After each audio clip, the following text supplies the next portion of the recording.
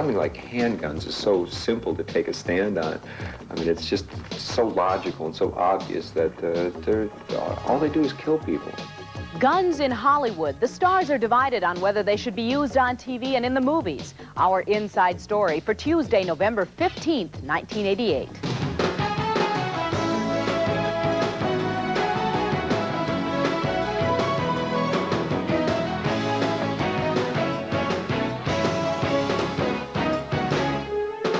Hi, everybody. I'm John Tesh. And I'm Mary Hart. Our inside story on guns in Hollywood in just a moment. First, a tragic story about guns in real life.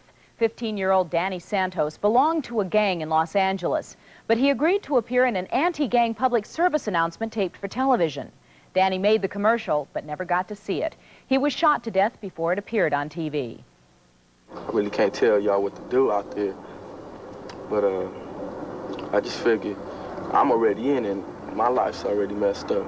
And so, you know, I advise for all the little kids, you know, just don't get into it if they're not already in it. As the commercial points out, 2 weeks after it was completed, Danny was gunned down in a drive-by shooting near his home in South Central Los Angeles. Gang violence has become an all-too-common fact of life throughout L.A. That's why 31-year-old Mark Chiat, himself the son of a veteran ad exec, decided to produce the commercial. Unfortunately, you know, it's the best case that can be made, you know, to help stop gang violence and get these kids involved in something else. The commercial is one in a series that uses real-life gang members to send an anti-gang message to young teenagers. Don't admire me, because I'm not Superman. I can die, just like you can die. Tragically, for the Santos family, the messages came too late to save their son. It's like I can walk certain areas. If I walk on the other side of my street, I can get shot. The story of Danny Santos sounds like a movie script, except that it was all too real. He was shot to death with a handgun. In the movies and on television, the guns are real and the bullets are blank. Nonetheless, there's heated debate over the use of weapons on the screen and in real life. Pat O'Brien has today's inside story on stars and guns.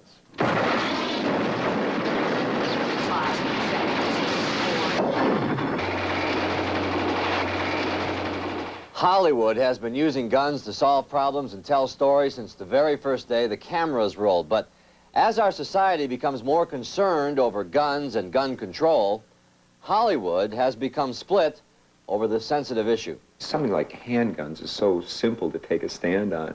I mean, it's just so logical and so obvious that all they do is kill people. To say, well, we're just going to ban guns, you can't do because we have the Second Amendment of the Bill of Rights. But the issue really hit home for Anderson last week on his very first show this season. Using flashbacks, the show explains what happened to MacGyver that made him renounce any use of handguns. The program involves a handgun, a shooting, and a personal tragedy. And the producers wanted to end the program with this graphic. The ABC network said, no, take it out. I saw a memo that came down explaining why we had to take our superimposed logo at the end of the episode and why they wanted this line taken out and that line taken out. And at the bottom of this memo it said, and of course we have the NRA to deal with. It's scary to think that the people with all the power are the people with the guns. The graphic will not be seen on ABC. In the meantime, this ABC memo had a number of suggested script changes for the episode Blood Brothers. They included this one on page 27, which includes the words, "To avoid fueling the anti-handgun controversy, please modify MacGyver's speech." In this scene, MacGyver was to use the word handguns. Instead, the word hand was deleted. It never stops there, Danny. You got a gun, things happen, people die. And the network wanted this line deleted from the script entirely. Look at this kid.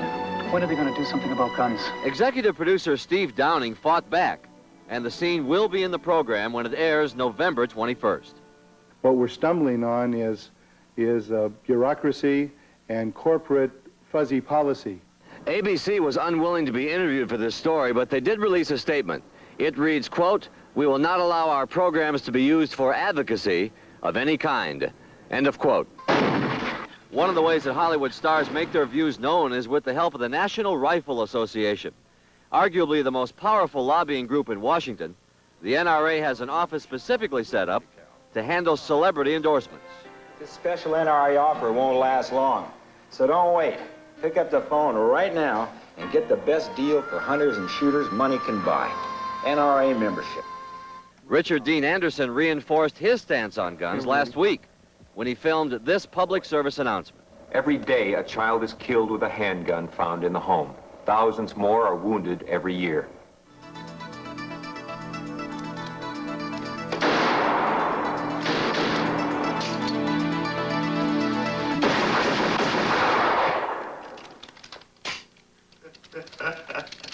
Eddie Murphy made a mockery of a swank gun club in Beverly Hills Cop 2, but in the real Beverly Hills, shooting at the gun club is serious business for stars, many of whom support the NRA.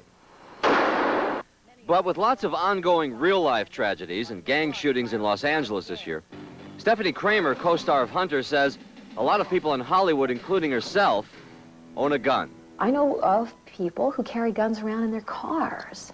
I personally own a gun at home. It's just there. It's there. I know it's there. I know where it is. I know how to use it. Jenny? Jenny? What you doing up there? Mommy, I found this neat toy. Can I... Gunshots on the screen may be fake, but the concern and choosing of sides in Hollywood on the gun issue is very much for real. Pat O'Brien, Entertainment Tonight.